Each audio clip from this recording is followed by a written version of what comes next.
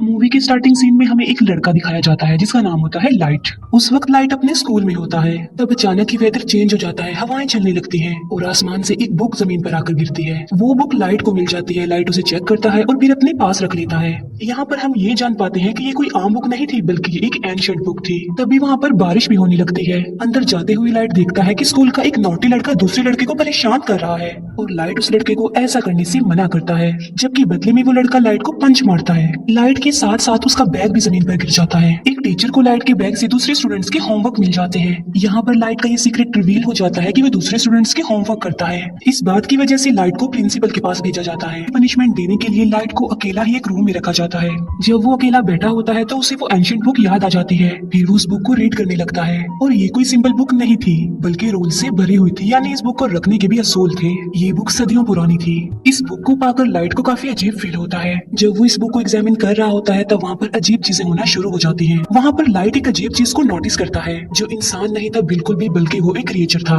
उसकी बॉडी की स्किन नोकदार थी और वो काफी डरावना और क्रीपी लुक दे रहा था। लाइट उसे देखकर बहुत ज्यादा डर जाता है, लेकिन बाद में उसे सारी बात समझ में आ जाती है कि ये कोई क्रिएचर नहीं बल्कि एंजल ऑफ डेथ है, यानी मौत का फरिश्ता। और ये एंजल ऑफ डेथ इस बुक का गार्डियन है। एंजल ऑफ डेथ लाइट को इस बुक की रियलिटी बताता है कि ये क्या क्या कर सकती है। इस बुक में कुछ स्पेसिफिक नोट्स हैं जिन्हें डेथ नोट्स कहा गया है। जिस इंसान के पास ये बुक होती है वही इसका ऑनर होता है, यानी उस वक्त इस बुक का ऑनर लाइट था। इस बुक की बड़ी बात यह है कि इसके डेथ नोट्स पर जिसका भी नाम लिखा जाएगा वो मर जाएगा। बुक का मालिक किसी को भी अपनी पसंद के तरीके से मार सकता है, लाइक वो कोई भी तरीका चूज करके बुक में राइट कर दे तो मरने वाला सेम उसी मेथड उसी पैटर्न से ही मरेगा। लेकिन ऐसा करने के लिए ऑनर को कुछ रूल्स को फॉलो करना होगा। लाइट फिलहाल तो इस बात पर बिलीव नहीं करता। बुक के साथ जो एंजल ऑफ डेथ होता है वो सिर्फ उस इंसान को नजर आता है जो बुक का ऑनर होता है उस वक्त। अब एंजल ऑफ डेथ लाइट को बताता है कि 7 दिन में उसने इस बुक में एक नाम तो जरूर लिखना है और अगर उसने ऐसा ना किया और किसी का भी नाम इस बुक में ना लिखा तो ये बुक किसी और के पास चली जाएगी। किसी का भी नाम बुक में लिखने की शर्त ये है कि ऑनर को उस पर्सन का ओरिजिनल नेम और फेस जरूर याद होने चाहिए और मौत का कोई एक तरीका लिखा जाएगा जो एक्चुअल में होता है। एंजल ऑफ डेथ लाइट को कहता है कि तुम्हें जरूर इस बुक को आजमाना चाहिए। तभी लाइट विंडो से उस नोटी लड़के को देखता है जो उस वक्त भी किसी को परेशान कर रहा होता है और उसने लाइट को भी मारा था। एंजल ऑफ डेथ की बात मानकर लाइट उस बुक में उसी लड़के का नाम राइट कर देता है और उस लड़के की मौत का वो ये तरीका लिखता है कि उसका सर क्रश होगा। फिर हम बाहर का नजारा देखते हैं जो अचानक से बदल जाता है। 2 गाड़ियां आपस में टकरा जाती हैं और एक गाड़ी में लोहे की लेडर्स पड़ी हुई थी जिससे सच में उस लड़के का सर क्रश हो जाता है। लाइट समेत सब लोग ये देखकर काफी हैरान रह जाते हैं। ये सब कुछ देखकर अब लाइट को भी यकीन आ गया था कि जो कुछ भी उसे एंजल ऑफ डेथ ने बताया है वो सच है। इसी वजह से लाइट काफी डर जाता है। एंजल ऑफ डेथ लाइट को बताता है कि तुम इस बुक की मदद से बहुत कुछ कर सकते हो, लेकिन अगर तुम इस बुक को लेना नहीं चाहते तो मैं इसका मालिक किसी और को बना दूंगा। इसके बाद लाइट अपने घर वापस आ जाता है। घर में हम लाइट के फादर को देखते हैं जो कि एक डिटेक्टिव थे। फिर हमें दिखाया जाता है कि कुछ साल पहले एक क्रिमिनल ने लाइट की मदर का मर्डर कर दिया था, लेकिन वो क्रिमिनल सबूत ना होने की वजह से खुला घूम रहा था। इस बात की वजह से दोनों बाप बेटे के रिलेशन भी कुछ खास नहीं थे।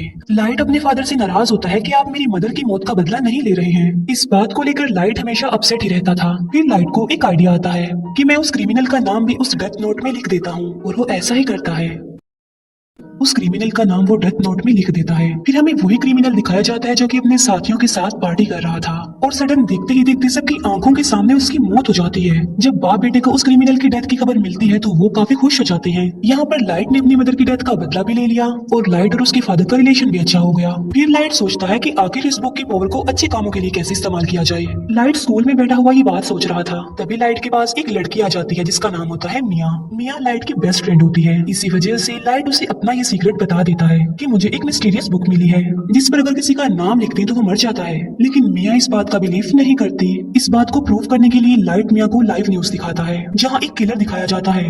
लाइट उस किलर के बारे में डेथ नोट में लिख देता है कि एक गाड़ी उसे हिट कर देगी जिसकी वजह से वो मर जाएगा। अब क्योंकि लाइट को उस क्रिमिनल का नाम और चेहरा मालूम थे तो बिल्कुल ऐसा ही होता है। ये देखकर मिया काफी शॉक्ड रह जाती है। वो प्लान बनाते हैं कि अब हम एक बड़ी ताकत के मालिक हैं और हम इस बुक की मदद से बुरे लोगों को इस दुनिया से मिटा देंगे। बुरे लोग यानी क्रिमिनल्स, किलर्स और इसी तरह के खतरनाक लोग। अब ऐसा करने के लिए उन्हें नाम और चेहरे इजीली इंटरनेट से मिल सकते थे, इसीलिए वो बुरे लोगों के नामों की एक लिस्ट बना लेते हैं और बुरे लोग आहिस्ता आहिस्ता मरने भी लगते हैं। यहाँ पर हम ये भी जान पाते हैं कि बुक का ऑनर मरने वाले पर अपना कंट्रोल भी कर सकता है। लाइट ने अपने लिए एक नाम चुना था और वो था कीरा। यानी जब भी कोई मरता था तो वहाँ पर लाइट कीरा लिख देता था ताकि बुरे लोगों में इस नाम की दहशत फैल जाए और वो गलत काम छोड़ दे कि अब सब क्रिमिनल्स और बुरे लोगों को मारने वाला कीरा आ गया है। और देखते ही देखते पूरी दुनिया में ये खबर वायरल हो जाती है कि कीरा नाम का कोई सीरियल किलर आ गया है जो सबको मारता जा रहा है। और कुछ लोग तो कीरा को सपोर्ट भी कर रहे थे कि ऐसे कम से कम दुनिया से बुरे लोग तो खत्म होंगे। अब क्योंकि था तो वो किलर ही, तो पुलिस उसे ढूंढना चाहती थी। अब क्योंकि कोई भी सबूत लाइट के खिलाफ नहीं था तो उस तक पहुंचना इम्पॉसिबल था। फिर एक इंटेलिजेंट डिटेक्टिव को इस केस के लिए हायर किया जाता है। इस डिटेक्टिव का नाम होता है एल, जो कि काफी स्मार्ट था, जो कि अपने फेस को हमेशा कवर रखता था और उसका ओरिजिनल नेम भी कोई भी नहीं जानता था। लाइट और मिया अपनी लाइफ में काफी खुश थे और 400 से ज्यादा लोगों को मार चुके थे। एल एक कॉन्फ्रेंस में अनाउंस करता है कि कीरा सबके सामने आ जाओ। एल क्योंकि काफी स्मार्ट था तो वो इस केस को स्टार्ट से ही देखता है। अब क्योंकि लाइट के फादर भी एक डिटेक्टिव थे तो एल उन्हें भी अपने साथ ही मिला लेता है ताकि वो जल्द से जल्द कीरा तक पहुंच जाए। लाइट और मिया काफी वरीड हो जाते हैं क्योंकि उन्होंने कभी ये नहीं सोचा था कि उन्हें पकड़ने की साजिश भी की जाएगी, क्योंकि अभी तक तो वो मजे में थे। लेकिन एल की एंट्री ने उनकी टेंशन को बढ़ा दिया। लाइट अपने फादर से पूछता है कि अगर कीरा को पकड़ लिया तो उसके साथ क्या किया जाएगा। लाइट के फादर कहते हैं कि आधे लोग कहेंगे कि कीरा को फांसी की सजा होनी चाहिए, जबकि आधे लोग कहेंगे कि आखिर इसने ये सब कुछ कैसे किया, इस बात पर रिसर्च की जाए। ये सुनकर लाइट की टेंशन और ज्यादा बढ़ जाती है। फिर ये सारी बात वो मिया को भी बताता है और उसे कहता है कि अब हमें ये सब कुछ स्टॉप कर देना चाहिए, क्योंकि एल की शक के दायरे में बहुत सारे लोग थे जिनमें लाइट भी शामिल था, क्योंकि वो अपने फादर के डाटा को इजीली एक्सेस कर सकता था। इसीलिए एल एक एजेंट को लाइट के पीछे लगा देता है ताकि वो लाइट की एक्टिविटीज पर नजर रख सके। जब लाइट को इस बात का रियलाइज होता है तो वो खुद को नॉर्मल रखता है। बुक में लाइट का इंटरेस्ट कम होता देखकर मिया को बुरा लग जाता है, क्योंकि ये सब करके मिया काफी एंजॉय कर रही थी। लाइट और मिया के लिए उनके रास्ते का पत्थर एल बन गया था, लेकिन वो चाह कर भी एल को नहीं मार सकते थे, क्योंकि ना तो वो लोग उसका ओरिजिनल नेम जानते थे और ना ही उन्होंने कभी उसकी शक्ल देखी थी, जो कि बुक का रूल भी था। लाइट और मिया इस बात पर डिस्कस कर रहे होते हैं कि इस बुक में उन सारे एजेंट्स के नाम राइट करने चाहिए जो कीरा को ढूंढ रहे हैं, ताकि बाकी डिटेक्टिव्स कीरा से डर जाएं और मजबूरन उन्हें इस केस को बंद करना पड़े। ये सब कुछ मिया करना चाहती थी, लेकिन लाइट ऐसा कुछ भी नहीं करना चाहता था, क्योंकि वो इनोसेंट लोगों की जान लेना नहीं चाहता था। इसीलिए मिया को भी लाइट की ये बात माननी पड़ती है और उस पर एग्री करती है। दूसरी तरफ एल को ये भी पता चल जाता है कि कीरा ने सिर्फ उन लोगों को अपना विक्टिम बनाया है जिन लोगों को टीवी पर दिखाया गया है, और कीरा उन लोगों को नहीं मार सकता जिसका फेस और नाम वो नहीं जानता। अब उस पर शक ना आए इसीलिए लाइट डिसाइड करता है कि वो कुछ दिन लोगों को नहीं मारेगा। लेकिन सडन एक इंसिडेंट हो जाता है। वो सारे एजेंट्स बिल्डिंग से कूदकर सुसाइड कर लेते हैं, जो कि इस केस में शामिल थे और कीरा को ढूंढ रहे थे। लेकिन ये नाम तो लाइट ने नहीं लिखे थे, तो फिर ये नाम किसने लिखे थे। यहाँ से सिचुएशन खराब हो जाती है, क्योंकि अब तक सिर्फ कीरा बुरे लोगों को ही मारता आ रहा था। सब उसे हीरो समझ रहे थे, मगर अब तो उसने पुलिस को भी मार दिया। इसीलिए अब वो हीरो नहीं बल्कि खतरा बन गया जो किसी को भी मार सकता है। इस बात को लेकर लाइट काफी वरीड हो जाता है। वो एंजल ऑफ डेथ से पूछता है कि क्या ये सब कुछ तुमने किया। तब एंजल ऑफ डेथ कहता है कि ये नाम किसी और ने लिखे हैं, क्योंकि ये काम मैं नहीं कर सकता। लाइट के फादर अपनी कॉन्फ्रेंस में कीरा को चैलेंज करते हैं कि इनोसेंट लोगों को मारना बंद कर दो। अगर हिम्मत है तो मुझे मारकर दिखाओ और सबके सामने आ जाओ। ये न्यूज लाइट और मिया भी देख रहे थे। गुस्से में आकर मिया लाइट को कहती है कि तुम अपने फादर का नाम भी लिख दो उस बुक में। मिया को कहता है कि मैं अपने फादर को कैसे मार सकता हूँ, तुम्हारा क्या दिमाग खराब हो गया है। एल और भी समझदारी से इस केस को हैंडल कर रहा था। वो देखता है कि अब लाइट के फादर को कीरा मारेगा या फिर नहीं, मगर ऐसा नहीं होता। अब क्योंकि लाइट के फादर नहीं मरते, जिससे एल का जो शक लाइट पर था अब वो यकीन में बदल जाता है, क्योंकि आखिर वो भी तो एक डिटेक्टिव ही है जो इस केस को हैंडल कर रहे हैं, मगर कीरा ने उन्हें नहीं मारा। यानी कीरा कोई और नहीं बल्कि लाइट ही है। इसीलिए रात को एल लाइट से मिलता है और उसे उगलवाने की कोशिश करता है कि तुम ही कीरा हो। एल लाइट से काफी क्वेश्चंस भी करता है और उसे अपना फेस भी दिखा देता है और कहता है कि ये सब कुछ करना अब बंद कर दो। लाइट उसकी बातों को इग्नोर करके वहाँ से चला जाता है। अब खतरा उसके सर पर ही था। वो चाहते हुए भी एल को नहीं मार सकता था। मिया एल को कहती है कि मैं तुमसे प्यार करती हूँ और इस मुसीबत से निकलने के लिए हमें कुछ करना चाहिए। एल को अपने रास्ते से हटाने के लिए लाइट काफी सोचता है। वो कहता है कि एल का चेहरा तो मैं देख ही चुका हूँ, मगर एल का ओरिजिनल नेम उसका फ्रेंड जरूर जानता होगा। लाइट एल के फ्रेंड का नाम उस बुक में राइट कर देता है और उसे अपने कंट्रोल में कर लेता है। अब यहाँ पर बुक का एक और रूल सामने आता है कि अगर ऑनर ने किसी के नाम वाला पेज जला दिया तो वो पर्सन बच जाएगा और उसे कुछ भी नहीं होगा। लेकिन एंजल ऑफ डेथ लाइट को बताता है कि ये सिर्फ एक ही दफा होगा।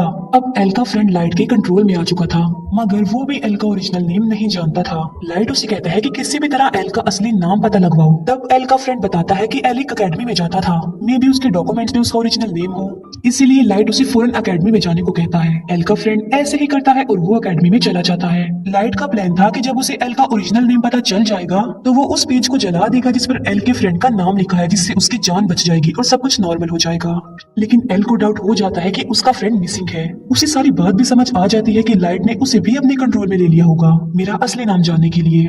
इस बात से एल काफी वरिड हो जाता है, इसीलिए एल बगैर इन्फॉर्म किए लाइट के घर पर आ जाता है। वो लाइट के फादर को कहता है कि आपका बेटा ही असल कीरा है और इसी ने ही मेरे फ्रेंड को गायब भी किया है। लेकिन लाइट पर किसी को भी शक नहीं था क्योंकि उसके खिलाफ कोई सबूत जो नहीं था। एल उनके घर की तलाशी लेता है मगर उसे वहाँ पर कुछ भी नहीं मिलता, ना ही वो एंशिएंट बुक मिलती है क्योंकि मिया उसे अपने साथ ले गई थी।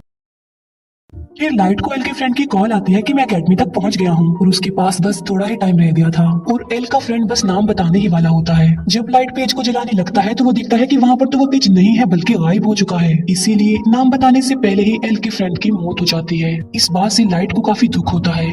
फिर एक डांस पार्टी में मिया ये राज रिवील करती है कि एल के फ्रेंड के नाम का पेज मैंने ही फाड़ा था और तो और पुलिस ऑफिसर्स के नाम भी उस बुक में मैंने ही लिखे थे। वो बताती है कि अब तो मैंने तुम्हारा नाम भी लिख दिया है उस बुक में। और लाइट की मौत का तरीका ये है कि आधी रात को उसकी हार्ट बीट बंद हो जाएगी और वो मर जाएगा। वो कहती है कि अगर तुम मुझे ये बुक दे दोगे तो मैं तुम्हारा नाम जला दूंगी।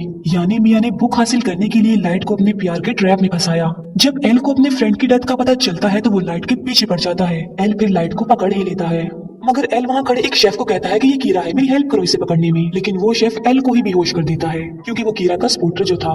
भागते भागते लाइट मिया को भी अपने साथ ले जाता है और वो दोनों एक झूले में आ जाते हैं। दोनों ऊपर ही फंस जाते हैं और इतनी ही देर में वहाँ पर पुलिस भी आ जाती है। लाइट मिया को कहता है कि अगर तुम मुझसे प्यार करती हो तो इस बुक को तुम टच भी नहीं करोगी, हम एक होकर सब कुछ नॉर्मल कर देंगे। लेकिन मिया लालची थी तो वो उसकी बात नहीं मानती।